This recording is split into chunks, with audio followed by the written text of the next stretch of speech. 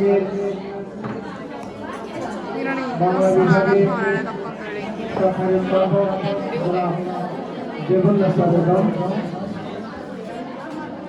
আমার প্রিয় ছাত্রছাত্রীদের সবাইকে আমার অন্তরস্থল থেকে প্রাণাল অভিনন্দন এবং দোয়া ও সালাম। আসসালামু আলাইকুম ওয়া রাহমাতুল্লাহি ওয়া বারাকাতুহু। তোমরা সবাই কেমন আছো? তোমাকে বলে গেছ সবাই কেমন আছো? আজকের এই প্রোগ্রামটা আমার জীবনের জন্য একটা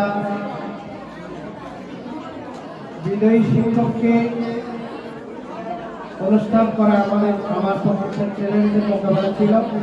কারণ অতীতে আমাদের অনেক শিক্ষকরা বিদায় নিয়েছিল, কিন্তু বিদায় একটা প্রোগ্রাম, বিদায় একটা অনুষ্ঠান আমরা করতে পারি না। কেন? সবাই বলে এটা পরে করবে, আসলে পরে করতে গেলে আর করা যায় না। আমার বাংলার ম্যাডাম উনিও রাজি হলেন না অনুষ্ঠান না করার জন্য।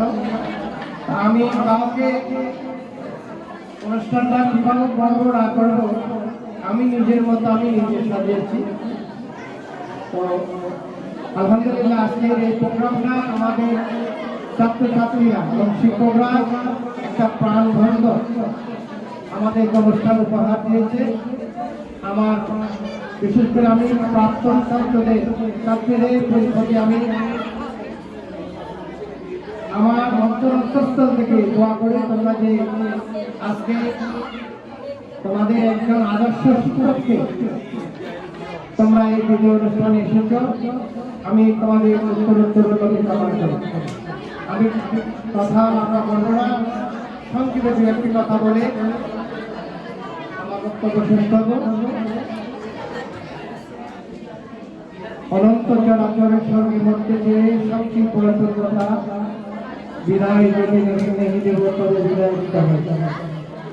এটা একটা বাণী হলেও আমাদের জীবনে একটা বাস্তবতা। কারণ আমি এই প্রতিষ্ঠানের একজন ছাত্র ছিলাম, এরপর আমি দীর্ঘদিন শিক্ষকতা করে অধ্যক্ষ দায়িত্ব পালন করে 2002 সাল থেকে আমি অধ্যক্ষ দায়িত্ব পালন করেছি। এই পূর্বে আমার ম্যাডাম বলেছেন প্রতিষ্ঠানের অবস্থা কি ছিল। এটা একটা প্রতিষ্ঠান, এটা কোনো অবস্থা ছিল না। একজন